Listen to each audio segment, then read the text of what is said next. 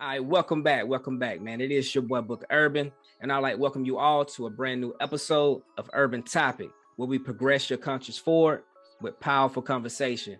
And today, I got a special guest, man. I really been wanting this guest to come on this show all season, man. She was one of the first people or persons that I reached out to this year to get on this second season to help kick it off, and we finally got her. We are so blessed to have her grace this platform.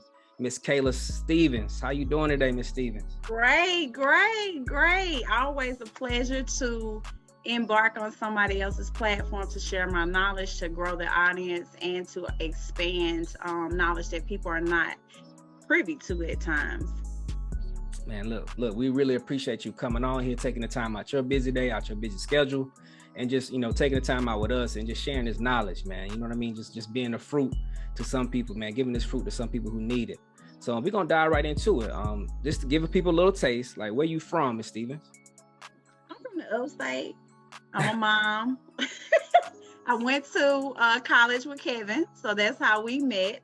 So it's good to see college entrepreneurs come back together to collaborate to make history. So I'll just say the upstate, but I'm internationally known because of my business. We reach a broad spectrum because we're in the finance services.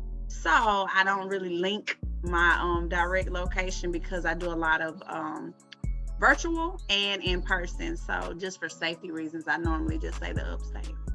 Man, awesome. We definitely understand. And again, we really appreciate you. So for people, like you mentioned a little bit about what you do for us, like an entrepreneur. Mm-hmm. Explain your profession. We know that you're a financial consultant for people who may not know, but explain like exactly what that is and what it means to you.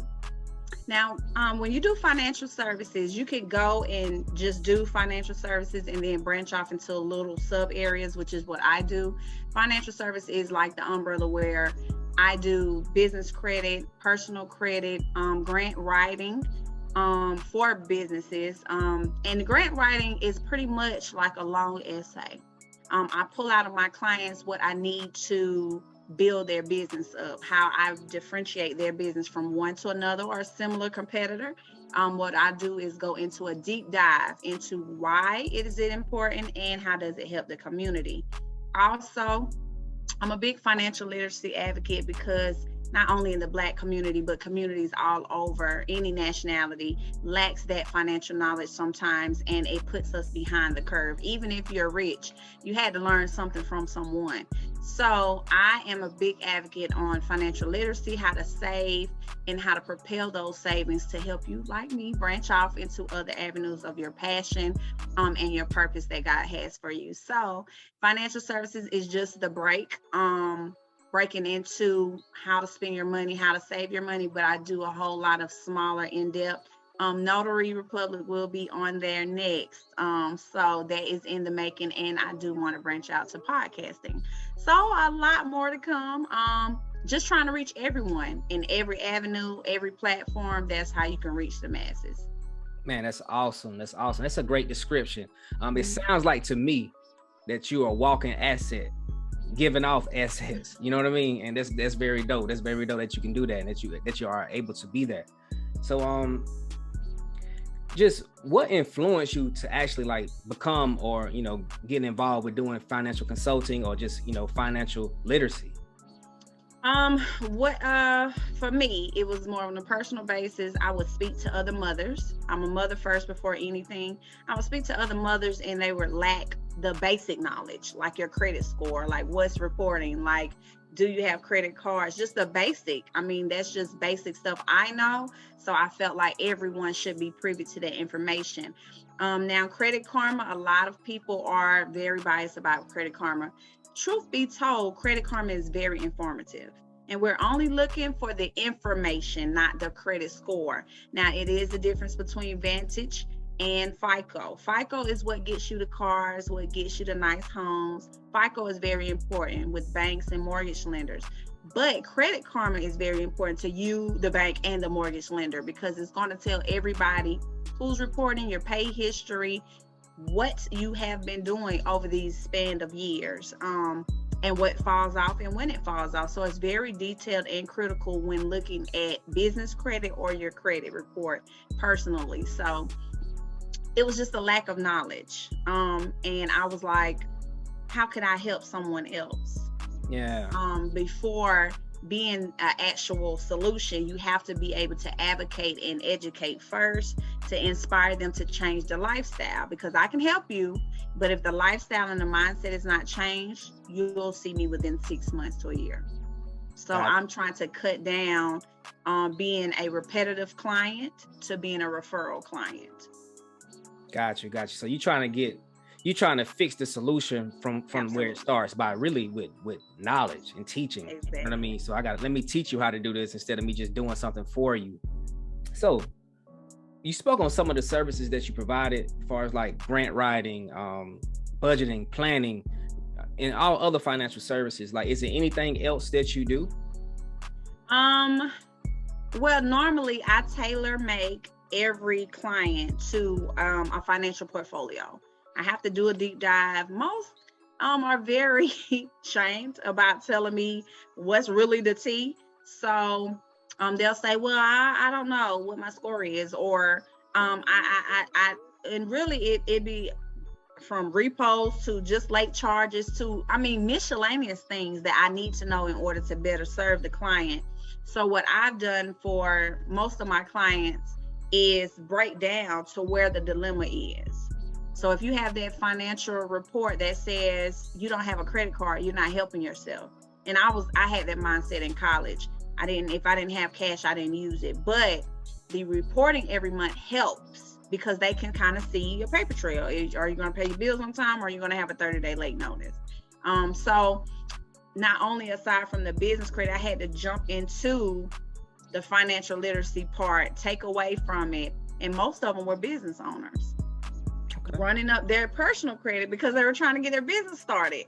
So what I did was separate the two, build their business credit by doing financial grant writing. That'll take away from you running your credit all the time. And then I gave them a list of business resources to start without your social security number being attached to it. So it's a whole separate entity. Okay. So that's what got me into grant writing. I did it a little bit in high school. Greenville Tech Charter, if anybody ever knows, it was a big deal. Senior project was a big deal, and it really was the bias for grant writing, grant proposals. You go through the same steps. Grant proposal becomes difficult and very pricey because of the time consumed. And what a lot of individuals don't recognize is you have to have a budget. You can't just say, I want to help the community. Just like, for instance, if you have Salvation Army, and then you have another youth program for the youth. If they're very similar, I want to know how Salvation Army and your business is different. Okay. Just like eBay and Goodwill or anything online, how do they differentiate? And if you can't tell us, then it's no grant to give to you. But grants are for everybody. Unisex, minorities, anybody can get a grant, but it's the wording and how big you fight for your company. So that's where I bring into the tailor making of each one all the way down. If your personal is not good, then we work on that first, and then we go into your business if that's how you're trying to funnel a lot of your information.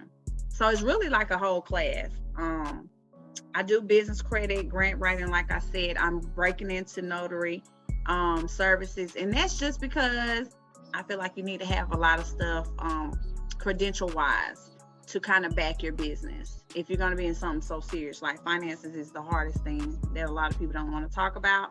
So I feel like if you have a lot of credentials backing you, what's against you? Nothing at all. You got a great foundation. And we see that right now through the way that you're explaining it and with all of the experience that you bring to the table. I want to ask you a quick question for myself, if you don't mind. As far as like when you was getting into financial literacy, did you learn anything on your own, as far as like personal experience, or did you actually like take a course or go through class in order to get? No, what I did was, it's a lot of other financial literacy advocates out there actually. Okay. And what we do is we get in a big mass group, and it's pretty much what you know, what you want to learn. So what I did was I went to Texas. And it was a bunch of us came from all over, a big mass United Wealth education class. Wow. And what they do is they really hard down love financial service providers, and they tell us like, make sure you're inside the law, make sure you're telling them about consumer law, and make sure you're educating before actually doing the service. Okay. And so when you did that, me being a book whiz, I always followed my score from high school out. And where it starts at is really middle school, when you start talking about money, saving money. And I'm grateful for the middle school financial literacy teacher that my son is in. Actually, I will be branching into middle schools and doing like a real life scenario. Sometimes people can't make the conjunction between the two. Exactly. But if you put real life with what the books are telling you, it'll make so much more sense. Like, instead of telling me stay away from credit cards, they should have been saying utilize the credit card to the best of your ability. And if you start that in middle school, when my son gets put on my credit card as an authorized user, he'll know to put his child as an authorized user. So I was running away from credit cards, but really you just need to say use it and spend wisely, and then pay it back off. My clients, normally I do give them the opportunity to a direct connect of a secured credit card. It's pretty much like a credit card, but it's your money up front, so you're more thought conscious about how you're spending it. And then I'll give you a scenario to where I tell my clients, just buy gas, $5-10 gas, turn around and put that, what you would put in cash, back on your card. Exactly. And then with that, it's gonna jump up. And I tell everybody that start with, I mean, it's a lot of spouses that will not put their spouses on their credit cards because maybe they have a bad spending habit. I don't know, but I do try to encourage my spousal support, as into just educate. You have to educate first. If she's not the money breadwinner or whatever, that's how you educate, instead of saying, no, she just bad money, she's not getting on my credit card, because then it's a hole in a financial household, period. So that's where I come into, starting with the children and then getting their family interested, and then that's when it takes off. Like the 7-year thing, it's being bought out by somebody else, a third person. So you're buying that same debt 2 and 3 times. Wow. Well, you could just, we'll start that plan, and we'll do a what I like to do is a dispute process. Exactly. Okay. You've already paid it off, so why are you paying it 2 or 3 times? Like, they'll be rich off of you. But a lot of people don't want to use Credit Karma, don't know what's on their score, so that's 2 strikes against them. And thinking, okay, I got to buy this house, so I need to get rid of this debt to ratio income, which is oblivious at this point, because you can get in a house and still lose the house because you haven't learned the fundamentals of spending. Smart. That's actually a great advice. So you do credit as well. You do credit repair. Well, you do credit consulting. I do credit consulting. That's awesome. That's awesome.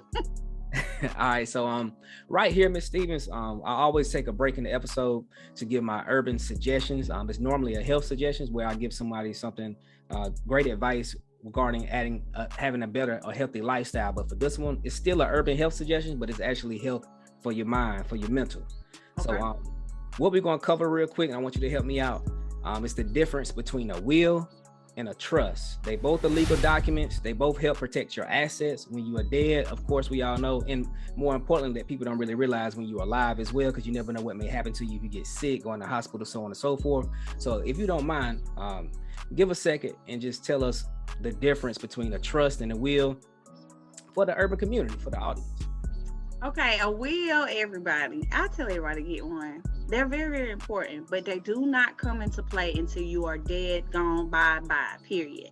Now this is just really, I'm gonna tell you this part too, it can be challenged. Okay. A will is just really your last voice. What you want, how you want things carried out, what you want to leave, and things of that statement. But what I will tell you as a snippet is, do not leave a third party that's not your spouse or your children as the personal representative. Okay. I say that because if you're widowed or your spouse or anything of that sort, if you do not list them and you have children, it can turn around and be challenged. So is your last voice really being heard? Not necessarily. And that's from a personal standpoint. And I tell everybody, some people like, well, my children was younger. Well, still list them, or list your spouse, or be specific in your will, because it will come a time to, if you have any other children or a spouse that you did not divorce, at that time of death, they will pop up. It will come a problem.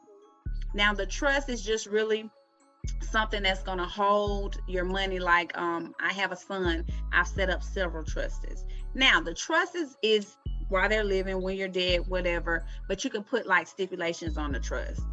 You can still leave it to them, but you can say, well, he got to be 18 or 21 or something like that. It's more so of I say breadcrumbing. It's just they can get certain amounts at a certain time. And that's beneficial as well. But the will and trust, will is just pretty much everything is disclosed. What's left to who, how is it left, if I left you anything, and then it's gonna all be disputed into probate. So again, if you have this will, and they use the word interchangeably, executor of estate is the personal representative. Okay. But if you have a child, children, or a spouse that you did not divorce, they do have rights to challenge anything in the will, because it's not turned over until you're dead. And they have, sometimes people don't turn them over, but they have 30 days to turn them from the date of death. And then it's going to be kind of sucked up in probate if you can't come to a consensus. Intact. Exactly. Intact, so right? Yeah, so I tell a lot of people, only one person should know where your will is, and they shouldn't have ulterior motives.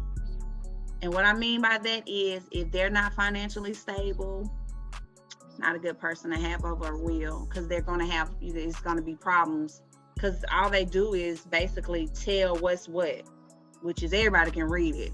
But if you have a third party, like anybody that's not your children, it just becomes a very combative, toxic situation. So leave it in your spouse or your children's name. That way, it won't be so much fighting and have to get lawyers and take it all the way up.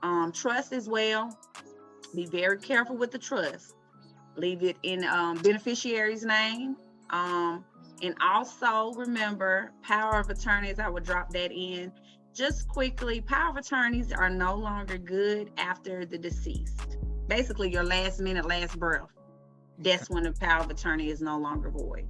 So, a lot of people have that misconception that power of attorney it's really only for the living. So if you died at 10:59, it's over with. Wow. Yeah, that's how serious it goes. Yeah. So I would say, power of attorney, if you feel they're good and responsible, that's a good place to start.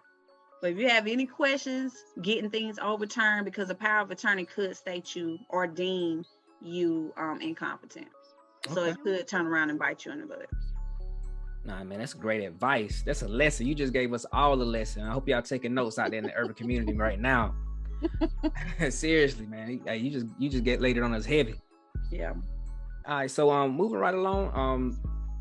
When you first started your financial consulting journey, what were some goals that you had in place for yourself? Me, personally, home ownership. I honestly, it's a lot. I'm connected to a lot of single women, divorcees, single fathers, and married couples. And home ownership was the biggest thing that people had problems getting. And it wasn't because they didn't have the finances, because everybody can go in their 401k. Yeah. But when you're talking to a mortgage lender, they don't want to hear what you can do. They want to know if you took the steps to financially educate yourself before sitting in their office. If not, they think you're a waste of time. So just bridging that gap between mortgage lender and customer, consumer, and realtor, that was my first goal. Second, to raise home ownership rates, like across the board. A lot of people are like paying a lot for rent, and it's really high. Yeah. it really is like you can pay Crazy. a mortgage, you know. So just educating the community, inspiring people to get out there and be resourceful. And if you don't know, find the answers out. And I think I've done really well in doing that so far, and branching the gap between that missing conversational piece, to where a mortgage lender will take your appointment versus blowing you off, or a realtor will be willing to have that conversation. So really bridging the gap was my biggest thing. Making people aware of the knowledge that they can get, giving people hope. A lot of people felt hopeless because you only make $30,000 a year, so how can you afford this, that, and the third? So teaching people how you can scratch finances if you believe you can. Anything is possible. Yeah. So that was another goal. And with marital couples, how to actually balance the playing field. If your credit score is bad, okay, let's make them an authorized user and kind of get you to where both of y'all are now level. So that was another conversational piece I have with my married couples. You get married 10, 15 years down the road, it's time for y'all to buy a house, but one co-owner is really lagging the paperwork. So really bridging that gap and bringing everybody to a consensus to where everybody's balanced. Man, that's awesome. That's awesome. You're doing great work for the people, man, and just for the community, for your clients. I know they're happy. It sound like you lifting weights over there, boy, when it comes to this financial literacy. You know what I mean? You packing up. All right, so on the I guess since the time that you've been doing your financial literacy game and just consulting people, helping them get their finances right, getting in order, what advice would you actually give to someone who's coming behind you, that sees what you're doing, seeing the progress you're making, seeing the potential profits that's in that industry for a career like yours? What advice would you give them if they want to start out and just follow along behind you? For one, be authentic. Okay. Be honest and trustworthy, because there's a lot of social security numbers you will see. And give that potential client, that privacy. You will see I will not disclose a lot of real life scoring changes. And that's just because normally if I can't find a way to screenshot it to mask my client's identity, then I just don't do it. I feel like the referral word of mouth will work just fine, or whatever I'm putting down will actually show a person my authentic side. A lot of people, finance is going to always be hard. The conversational piece is going to always be hard and rough. You got to have tough skin. Focus on the ones who's actually looking to get that help versus the ones that's just peekabooing and really not wanting the help. I will tell somebody that pricing. Once you set your price, stand on it. Because a lot of people will go back and forth. Now, when I first started, I used to run specials. I did. But the community started looking for specials. We're not doing that. Stand on your pricing. And if you feel like it's affordable, it's affordable. I do say every 4 quarters, go back and revise and look and see what the market is now. Or if you can kind of cut costs because of different things, then do that. But pay for what you get. If you want good quality, you have to pay for it. You got to pay for it. So I mean, I've seen the thing with Beyonce, and a lot of people was talking about, oh my God, she's a performer and a businesswoman at the end of the day. She's a headliner that can hold her own weight. So she can charge what she wants. If you really are a fan and you don't want to wait to see it on Netflix, you will pay the price without question. She definitely got the catalog. Absolutely. The credentials she got, and I believe she will do an awesome job. So what it be is people would jeopardize leaving the concert and not being able to pay your bills when you leave. Yeah. That's just, the realest thing I could tell anybody. If it's going to put you in a hole, don't go. It's going to be recorded and put on Netflix for $21. Just stay in your price range. Just stay where you will stay in your own lane. And ain't nothing wrong with it at times. Exactly. So I would tell any entrepreneur, what your pricing is what your pricing is. Stay on it, but also remember, the longer you go, you're going to have to stand on a solid foundation and stand firm on your boundaries and beliefs. Like me, pretty much you cannot get me without going to Calendarly or visiting my links. And that's whether you know me for 20 something years or not. It's just because structure can thrive if chaos is not present. So you have to just keep it on a business level, and you're going to lose some people. You're going to have gained a whole lot more than you lose. So just stand on it. Anybody in the financial world, it's a very tough world. Again, a lot of people do not want to take accountability and ownership of the mistakes they've made. And they're a little shameful, but I tell them all the time, if you look at my TikTok, if you look at my Facebook, you'll see that I'm very authentic and blunt. If you don't want that, then I'm not the person for you, because I'm really going to ask you, like, how did we get here? How do we avoid getting back here? Did you learn what you need to learn so you can do a lifestyle change and a mindset shift? Very important. Very important. Hey, that's dope advice. That's dope advice, Kayla. What 3 words would you use to describe Kayla Stevens, your financial consultant? 3 words is all you got. Honest, authentic, and I don't know. Honest, authentic, and one more. Let's do I don't know. Humble. Okay. Humble. Hey, honest, authentic, and humble. That's great. That's a great description. Y'all hear that, future Kayla Stevens clients? She is honest, she's authentic, and she's humble. She's willing to work with you and work for you. But you gotta first at least be willing to work for yourself. Absolutely. Be your own help. Yeah. I tell everybody that. And if you can come to a consensus just like adults, if you can have that real life conversation with yourself, okay, I made some late payments. Okay. Because it's only me and you. So I'm gonna look and see anyway. So I just tell everybody, look, stand in your truth.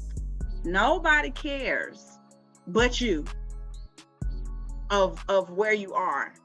And you really give yourself the hardest time if a lot of people just relax and realize that everybody has been here somewhere, might have stepped in, got a pinky toe out some kind of way. It's not really that big of a deal.